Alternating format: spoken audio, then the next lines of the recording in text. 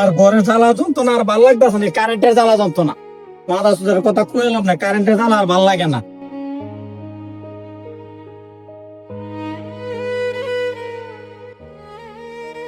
কেউ রহিম ভাই কই যাও? রহিম ভাই আপনি মন মেজাজ খারাপ কইরা ঘর বাড়ি তালা দিয়া কই যেতেছেন গা? আরে শুরু ভাই ডাক দিছ, কারেন্টের জ্বালা যন্ত্রণা সহ্য করার মতো না।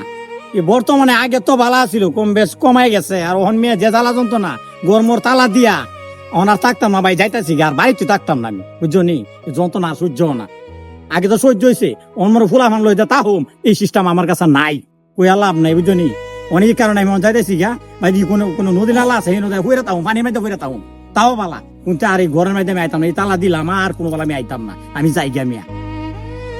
রহিম ভাই দাঁড়ান, আপনার যে সমস্যা আমারও একই সমস্যা। যদি কারেন্ট ওলারে পাই তাহলে রাস্তাঘাটে যে নেই পাই বাইন্দা তুমো। কি কইছিস রে শুরু ভাই?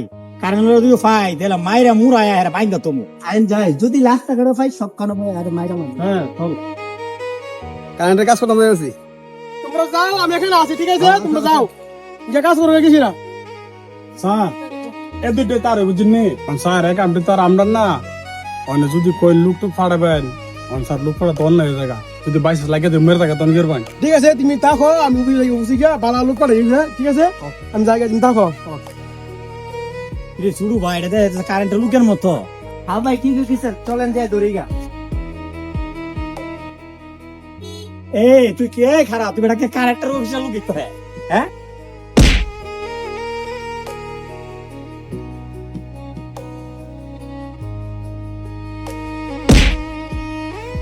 বুঝলাম না তো ভাই আপনার ভাই মাথায় গিলে গা এ বেড়া, এই বিদ্যুৎ অফিসের লুক না?